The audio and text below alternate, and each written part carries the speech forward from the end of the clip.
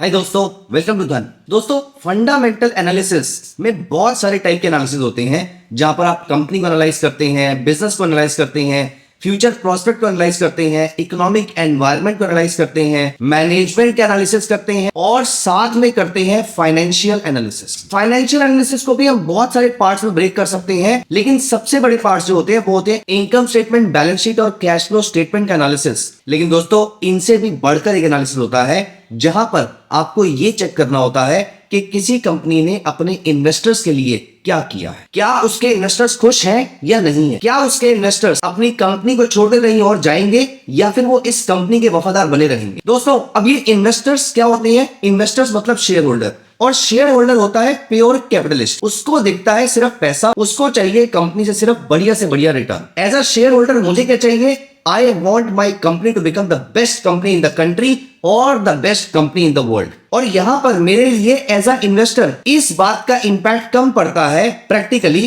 कि company corporate social responsibility में कितना पैसा खर्च कर रही है। ऑफ कोर्स कर रही है तो बहुत अच्छी बात है, करना भी चाहिए। We have to give back to the society. But as a investor, चाहे मैं कंपनी की इक्विटी का इन्वेस्टर हूं या फिर मैंने कंपनी को उधार दिया हुआ है और मैं इस तरीके से कंपनी में इन्वेस्टेड हूं कि मैंने कंपनी के बॉन्ड परचेज कर रखे हैं, मेरे लिए कंपनी ने क्या किया इस बात पे डिपेंड करता है कि मेरे लिए कंपनी ने कितने रिटर्न्स जनरेट किए। तो दोस्तों, इस वीडियो में मैं आपके साथ ये डिस्कस करने वाला हूं कि रिटर्न्स की डेफिनेशन क्या होती है। दोस्तों, क्या है ये रिटर्न्स की डेफिनेशन, कैसे कैलकुलेट की जाती है और किस तरीके से ऐसी कंपनीज को शॉर्टलिस्ट किया जाता है जो मुझे बढ़िया से बढ़िया रिटर्न जनरेट करके दे पा रही है। आइए मैं आपको लेकर चलता हूं इस जर्नी में। लेकिन आगे बढ़ने से पहले मैं यहां पर एक रिक्वेस्ट करूंगा कि अगर आपने अभी तक हमारे चैनल को सब्सक्राइब नहीं किया है तो प्लीज मेक श्योर आप इस चैनल को अभी सब्सक्राइब कर लीजिए। हम आपके लिए बहुत ही अच्छा कंटेंट बनाने की कोशिश करते हैं सो दैट आप इससे लॉन्ग टर्म और शॉर्ट टर्म में प्रॉफिटेबल बन सके, आप एक अच्छे इन्वेस्टर बन पाए, हमारी ये कोशिश रहती है। इसलिए ऐसे पैरामीटर्स विद लाइव एग्जांपल मैं आपके साथ लेकर आता रहता हूं। तो आइए आगे चलते हैं, यहां पर डिस्कस करते हैं हम ऐसे पैरामीटर जो आपको बताएंगे कि कंपनी के स्टेक होल्डर्स के लिए क्या चीज सबसे ज्यादा इंपॉर्टेंट है। तो दोस्तों, कंपनी के बहुत सारे स्टेक होल्डर्स होते हैं। कंपनी का स्टेक होल्डर एम्प्लॉय होता है, गवर्नमेंट होती है, सप्लायर होता है, वेंडर्स होते हैं। लेकिन दो सबसे बड़े स्टेक होल्डर्स जो कंपनी के साथ बहुत ज्यादा जुड़ा महसूस करते हैं वो होते हैं ऐसे दो लोग, एक जिन्होंने कंपनी को उधार दिया हुआ है और दूसरे जिन्होंने कंपनी की इक्विटी परचेज करी हुई है। दोस्तों, जिन्होंने उधार दिया हुआ है मतलब these are the companies creditors, इनको भी कंपनी से रिटर्न चाहिए। और दूसरे जिन्होंने पैसे इक्विटी के फॉर्म में दे रखे हैं ये होते हैं शेयर होल्डर्स, इनको भी कंपनी से रिटर्न चाहिए। दोस्तों, यहां पर इन दोनों के लिए रिटर्न्स की डेफिनेशन अलग अलग होती है। तो यहां पर सबसे पहले मैं आपको बता देता हूं कि इनकम स्टेटमेंट कैसे फॉर्म की जाती है, कि इनकम स्टेटमेंट किस तरीके की दिखती है और उसमें से कौन सा रिटर्न इसके लिए सूटेबल है।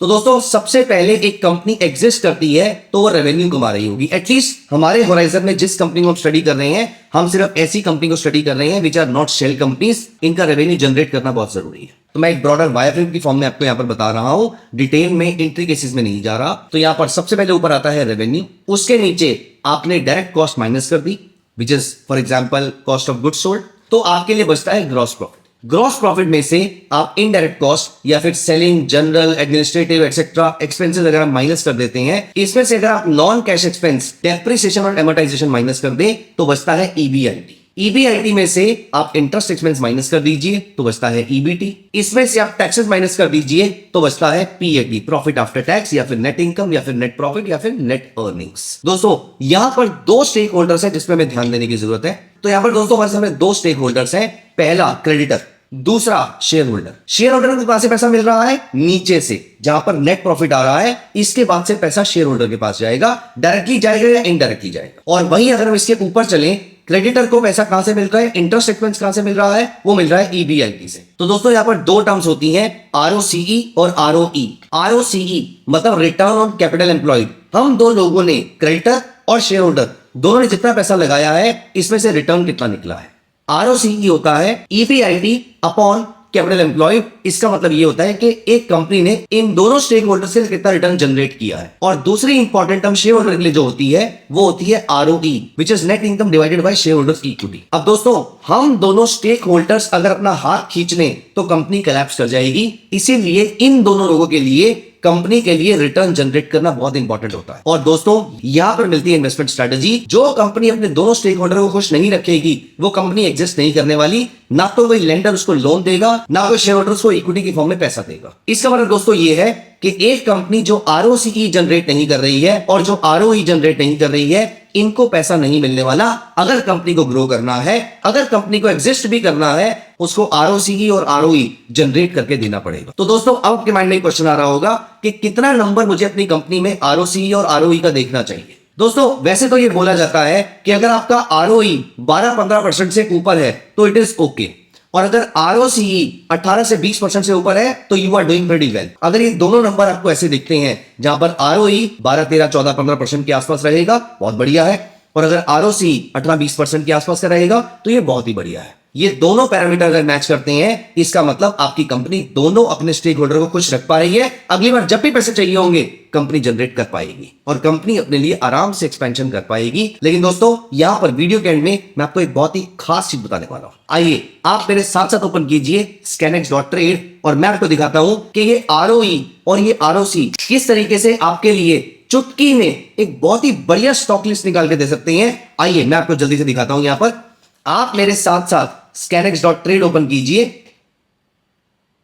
तो मेरे साथ साथ आप Scanex ओपन कीजिए और यहां पर क्रिएट स्क्रीनर पे क्लिक कीजिए और यहां पर मैं आपको दिखाता हूं ऐड फिल्टर में जाकर 2 फिल्टर जब आप ऐड करेंगे आपको ऐसी कंपनीज मिलने वाली है जिसके स्टॉक प्राइस मैं आपको दिखाऊंगा किस तरीके से रिएक्ट करते हैं। दोस्तों यहां पर मैंने पहला पैरामीटर डाला return on equity. At the same time मैं यहां पर दूसरा पैरामीटर डाल रहा हूं ROCE, return on capital employed. इन दोनों के बारे में आपको ऑलरेडी पहले बता चुका हूं। मैंने बताया आरओसीई 18-20% के आसपास बहुत बढ़िया है, आरओई 15-17% के आसपास बहुत बढ़िया है। लेकिन अगर हम इन पैरामीटर्स को लेकर थोड़े से स्ट्रिक्ट हो जाएं, अगर हम यहां पर बहुत ही स्ट्रिक्ट पैरामीटर्स डालेंगे दोस्तों, यहां से आपको बहुत ही बढ़िया कंपनीज मिल सकती हैं। मैं ये नहीं कह रहा कि आपको सिर्फ इसी पैरामीटर को देख के कंपनी में इन्वेस्टमेंट कर लेनी चाहिए, लेकिन अगर आप अपने जो भी पैरामीटर्स यूज कर रहे हैं, अगर आप ये वाले पैरामीटर्स ऐड कर लेंगे, जो पैरामीटर मैंने आपको बताए हैं, अगर आप सिर्फ वही ऐड कर लेंगे, ये आपकी इन्वेस्टेबल कंपनीज की शॉर्टलिस्ट को बहुत ही बढ़िया कर देगा, बहुत ही उम्दा कर देगा। लेकिन आज मैं आपको बता रहा हूं कि अगर हम इस पैरामीटर पे बहुत ज्यादा स्ट्रिक्ट हो जाते हैं तो किस टाइप की कंपनीज हमें मिलती हैं। यहां पर मैंने नंबर डाला ROE should be more than 30%, मतलब ये कंपनी अपने शेयर होल्डर के लिए 30% रिटर्न ऑन इक्विटी जनरेट कर रही है। ये 30% आपको डिविडेंड के फॉर्म में नहीं मिलेगा, ये नेट प्रॉफिट है। ये नेट प्रॉफिट रिजर्व्स के लिए भी यूज कर सकते हैं, लेकिन इवेंचुअली रिजर्व्स भी तो शेयर होल्डर के लिए यूज होने वाले हैं, एक्सपेंशन के लिए यूज होने वाले हैं, रेवेन्यू इंक्रीज करेगा और बाद में स्टॉक प्राइस उसकी वजह से बढ़ सकता है, और या फिर आपको डिविडेंड के फॉर्म में मिल जाएंगे। तो इवेंचुअली ये नेट प्रॉफिट शेयर होल्डर को ही बिलोंग करता है। तो ROE greater than 30% while ROCE if this is more than 50%। दोस्तों हमारे सामने अप्रोक्सीमेटली 97 कंपनीज आती हैं। अब आप इसमें से जौन सी मर्जी कंपनी का स्टॉक प्राइस उठा के देख लीजिए, ये पिछले 1 साल का डेटा है सिर्फ। यहां पर देखते हैं, मैं ऊपर जो अच्छी कंपनीज हैं मैं उनको तो यहां पर उठा के देख ही नहीं रहा, मैं यहां पर रैंडमली आपको नीचे से कंपनीज उठा के दिखाता हूं।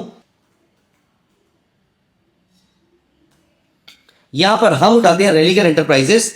पिछले 1-1.5 साल का रिटर्न देखिए। Last year this stock was trading at 150 and now it has touched a high of almost 300। वहीं पर एक और कंपनी आ रही है स्नाइडर इलेक्ट्रिक। स्नाइडर अगर आप चार्ट देखें तो लास्ट ईयर ये स्टॉक प्राइस चल रहा था अप्रोक्सीमेटली 175 के आसपास का, अभी चल रहा है अप्रोक्सीमेटली 774 के आसपास। मतलब ये लास्ट ईयर मेरे पास डेटा अवेलेबल था, मैं उस डेटा के अवेलेबल होने की बात आपको बता रहा हूं। यहीं पर अगर हम कोई और कंपनी देखते हैं, रतन इंडिया, जो लास्ट ईयर 4-4.5 रुपए के आसपास ट्रेड हो रही थी, इस साल 20 रुपए से ऊपर का हाई लगा चुकी है। वहीं पर हमारे सामने एक और कंपनी आ रही थी ईसैब इंडिया। ईसैब ने जो कि लास्ट ईयर ट्रेड हो रही थी अप्रोक्सीमेटली 4,000 रुपए के आसपास, आज ये 7,000 रुपए के आसपास ट्रेड हो रही है। आप इनमें से जौन सी मर्जी कंपनी उठा के देख लीजिए। यहां पर अगर आप इमेजिका वर्ल्ड देखते हैं, यहां पर हम इमेजिका पे क्लिक करते हैं, लास्ट ईयर स्टॉक ट्रेड हो रहा था अप्रोक्सीमेटली 38 रुपीज के आसपास का, उसके बाद इसने हाई मारा है अप्रोक्सीमेटली 100 रुपए के आसपास का, 250% के आसपास का रिटर्न। आप ये सोच सकते हैं कि लास्ट ईयर बहुत सारे स्टॉक्स ने रिटर्न दिए हैं, लेकिन दोस्तों अगर आप इन स्टॉक्स को निकालेंगे तो ये स्टॉक्स इंडेक्स से बहुत आगे हैं और इन स्टॉक्स ने अपने सेक्टर में आउट परफॉर्म भी किया है। नो वंडर वो वाली सारी कंपनीज जो अपने शेयर होल्डर और अपने लेंडर्स को खुश रखेंगी, सारे शेयर होल्डर्स के शेयर को परचेज करना जरूर चाहेंगे।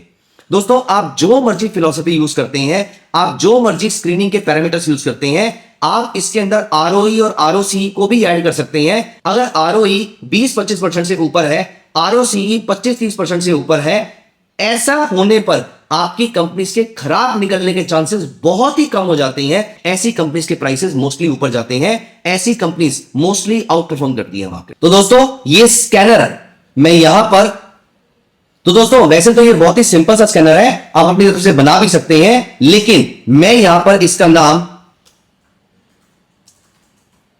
आरओई एंड आरओसी, वैसे तो स्कैनर बहुत ही सिंपल है, आप बना भी सकते हैं, लेकिन मैं स्टिल इस स्कैनर को आपके लिए सेव कर देता हूं। लेकिन मैं